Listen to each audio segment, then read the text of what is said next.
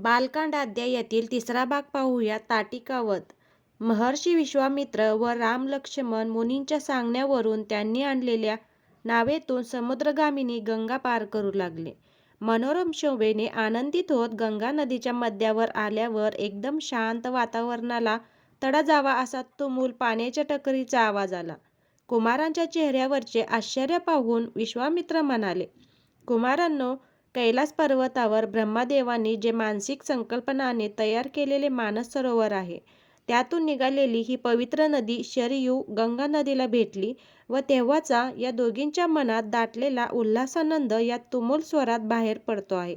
बोलता बोलता गंगेचा दक्षिण किनारा आला. चला, पाय चटचट उचला. एवढे बोलून आपणच स्वतः किनाऱ्यावर क्षणभर थांबून म्हणाले, कुकुत्सनंदना, इथपासूनच तुझे शिक्षणाचा प्रारंभ होत आहे. वीरता दर्शनाची ही जणू पूर्वतयारी समज. मान लववून रामाने मुनींच्या वचनाचा आदर केला आणि ते तिघे पुढे निघाले. काही वेळाने ते दुर्गम निबिड अशा अरण्यात शिरले. त्या निर्जन भयंकरी अरण्यातून वाट काढणं मुश्किल होतं. लक्ष्मणाने म्हटले, इथे जंगलाची शोभाच नाही, भयान.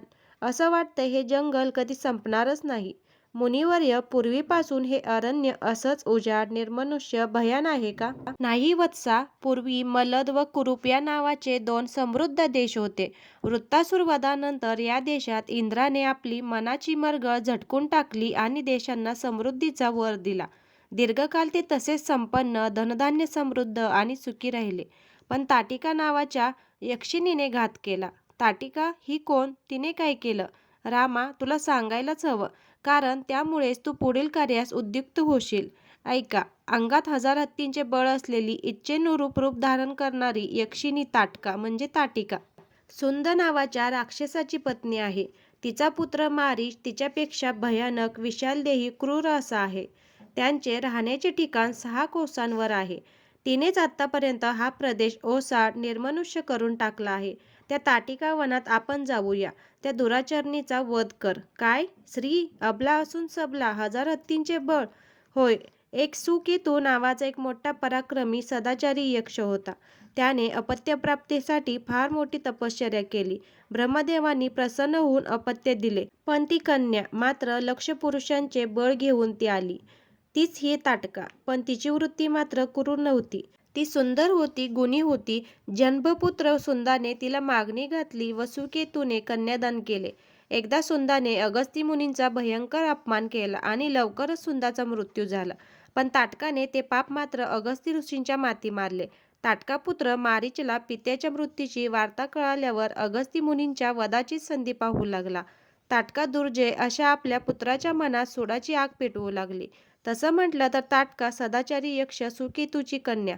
पती सुंद हाही यक्ष होता. दुष्ट प्रवृत्तीचा नव्हता, पण एकदा मनात संशय पिशाच शिरलं की मग राक्षसी वृत्तीचं साऱ्या व्यक्तिमत्वाला वेढून राहतं. तीच बरोबर वाटते. अगस्ती ऋषींना मारणे हेच मातापुत्राचे जीवनध्येय बनले होते. ताटका जमेल त्या पद्धतीने अगस्ती ऋषींना हैराण करू लागले. समृद्ध प्रदेशात अगस्ती आपल्या पत्नीसह, लोपामुद्रासह आपले यज्ञयाग शांततेने पार पाडत होते. निसर्गाच्या सानिध्यात इतर ऋषीमुनींसह आनंदाने कालक्रमणा करत होते.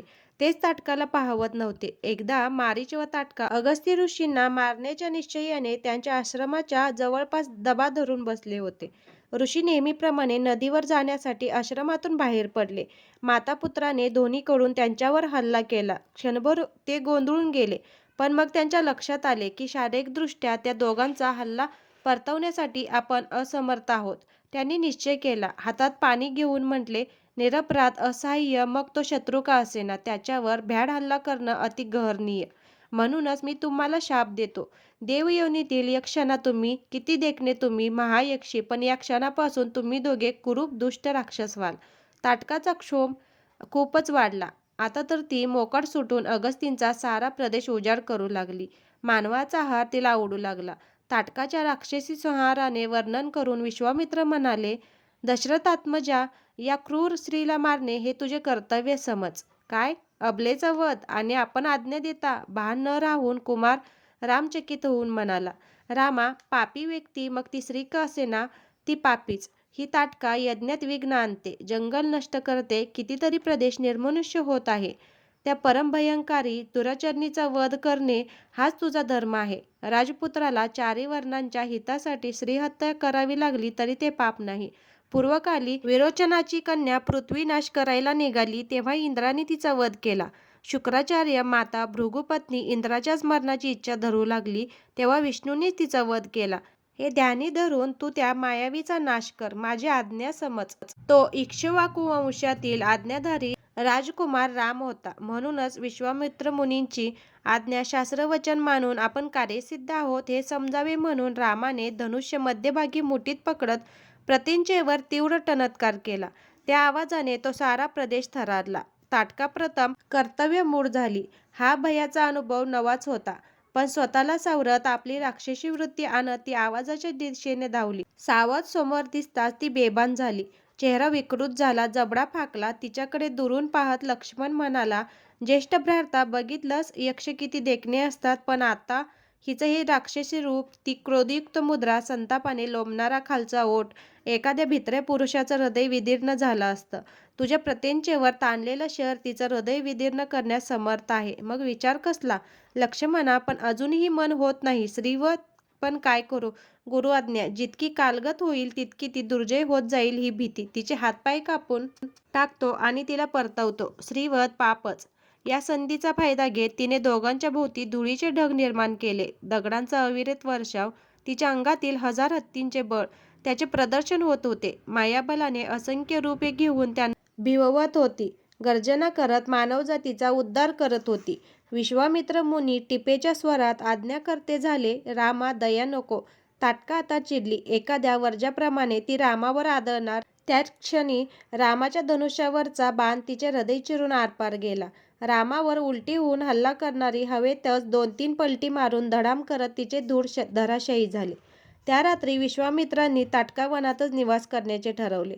आतापर्यंत लोकांनी ताटका राक्षसीच्या भीतीने या अरण्याला अजिबात वर्ज्य केले होते.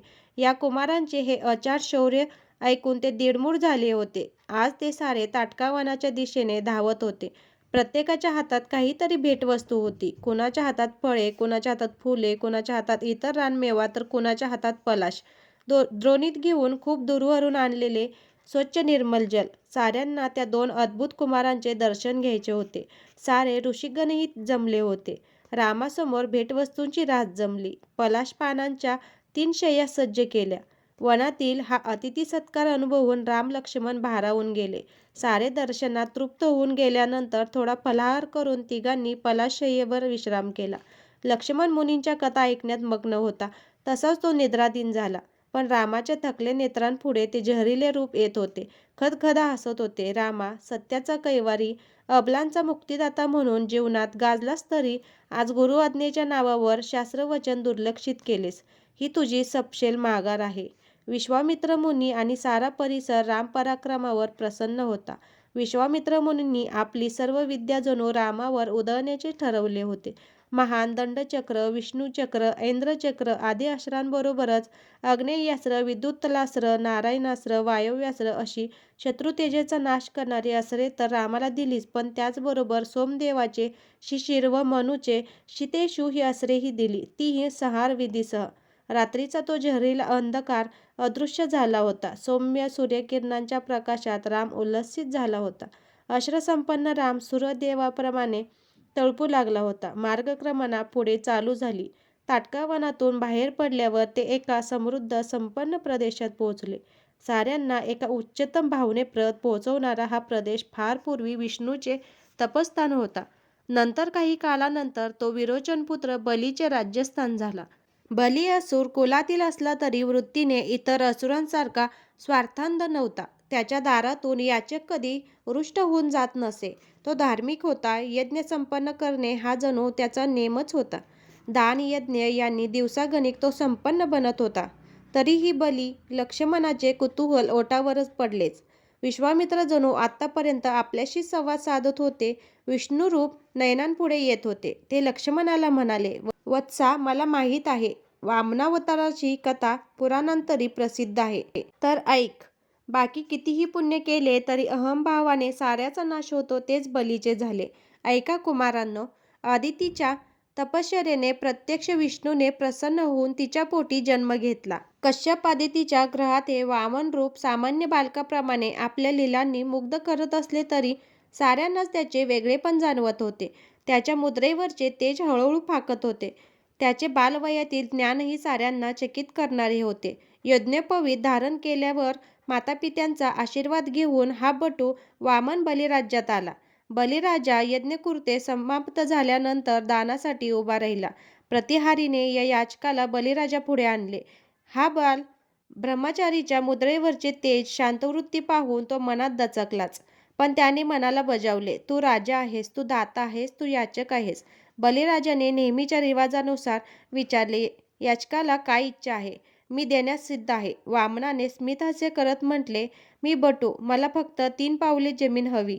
बली खदाखदा हसत म्हणाला, अरे वेड्या, ही कसली बालबुद्धी? राजाने दानावर पाणी सोडले आणि एका पावलात पृथ्वी, दुसऱ्या पावलात आकाश आणि तिसरे पाऊल बलिराजाने आपले मस्तक पुढे केले. बलिराजा पाताळात गाडला गेला नव्हे, त्याचा अहंकार भगवंताने गाडला आणि त्याचे मूळ रूप विष्णुभक्त अधिक निर्मल झाले.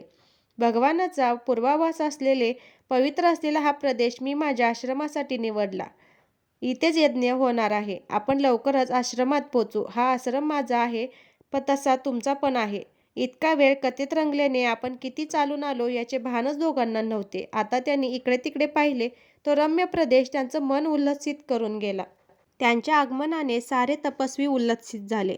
यथोचित सत्कार झाल्यानंतर विश्वामित्रांनी म्हटले, मी आता लवकरच यज्ञदीक्षा घेणार आहे. तुम्ही दोघांनी 6 रात्री यज्ञाचे रक्षण करा. हा यज्ञ सिद्धीस गेला तर फार मोठे मानवकल्याण होणार आहे. जरूर पडल्यास मी दिलेल्या अक्षरांचा योग्य वापर करा. हा सिद्धाश्रम नावाप्रमाणे सिद्ध हो. असे म्हणत जमलेल्या महामुनींनी शुभवचन अभिमंत्रित करून कुमारांना यश चिंतिले. प्रणामासाठी वाकलेल्या कुमारांना शुभाशीर्वाद दिले. श्रीराम आणि लक्ष्मण हे विश्वामित्रांचा यज्ञ निर्विघ्नपणे पार पडावा म्हणून अक्षरशः डोळ्यात तेल घालून पहारा करत होते. खरं म्हणजे आजूबाजूचा सारा परिसर निष्कंटक करायचा आणि यज्ञ यथासांग पार पाडावा असे भयरहित वातावरण निर्माण करायचे अशी दोघा भावांची आत्यंतिक इच्छा. पण मुनिजनांनी दोघांना सबुरीचा सल्ला दिला. कारण हे राक्षस मोठे मायावी असतात. असे इतर शत्रूप्रमाणे हाती येणे कठीण. शेवटी सर्व ऋत्विज ऋषीमुनींचे म्हणणे मान्य करून दोघांनी केवळ यज्ञाच्या स्थानाचे रक्षण करणे एवढेच आपले कर्तव्य मानले. मानवाने विचारपूर्वक ध्येय ठरवावे व त्या ध्येयपूर्तीसाठी मात्र जीवाची पर्वा न करता झटावे, हा गुरुमंत्र दोघांनीही आचरणात आणला होता. 6 दिवस 6 रात्री दोघांनी खडा पहारा दिला. सावधानतेत बारीकशी छिद्रही विनाशाला कारणीभूत होईल व त्यामुळे गुरुची, कुलाची, मातापित्यांची केवढी बदनामी होईल हे ते दोघेही जाणून होते. 6वा दिवस दोघे एकमेकाला सावध करत होते. हा शेवटचा विजय कुणाचा? कूच, चमश, खक, समिधा आदी पूजा साहित्यांनी सुशोभित यज्ञविधी विश्वामित्र ऋत्विज यांनी घेतलेली ही पवित्र यज्ञभूमी होती. अग्नी प्रज्वलित झाला. यज्ञशास्त्रीय मंत्रानुसार विधितंत्राने यज्ञाचे सोपस्कार सुरू होते. तेवढ्यात आकाशात ढग नसतानाही गडगडाट व्हावा असा तुमुल स्वर गर्जला. यज्ञकुंडातील अग्नी नको इतका प्रज्वलित होऊन त्याच्यातून विचित्र रंगाच्या ज्वाला इत्थंभूत फैलावू लागल्या. ही सारी चिन्हे त्या मायावी राक्षसांच्या आगमनाची सूचक चिन्हे होती. 6 दिवस अहोरात्र निनादलेल्या मंत्रमुग्ध वातावरणात भयाची लहरच जणू उसळली. सुबाहू, मारीच यांच्या नेतृत्वाखाली राक्षसगण आपले मायावी जाळे पसरत यज्ञवेदीकडे येत होते. सावध श्रीरामाने आवाजाच्या रोखाने वर पाहिले. राक्षस आकाशातून जमिनीवर आक्रमण करण्याचा प्रयत्न करत होते. जमिनीवर त्यांनी रक्ताचे पाट वाहिले होते, पण प्रत्यक्ष यज्ञवेदीवर हल्ला करण्याचे धाडस ते करत नव्हते. श्रीरामाने विश्वामित्र मुनींचे मनोमनी स्मरण करत मानवास्त्र सोडले. धनुष्याचा टणत्कार ऐकताच कित्येक राक्षस पळून गेले. मारीच तर गटांगळ्या खात दूर दूर जाऊ लागला. त्याला तसे पाहून श्रीराम लक्ष्मणाला म्हणाले, असल्या भ्याडांना मारणे म्हणजे आपलीच अप्रतिष्ठा. श्रीरामांनी आग्नेयास्त्राने सुबाहूला व वायव्यास्त्राने इतर राक्षसांना पाडले. मूर्तिच्छावस्थेत बाहेर पडल्यावर सारे भीतीने पळाले.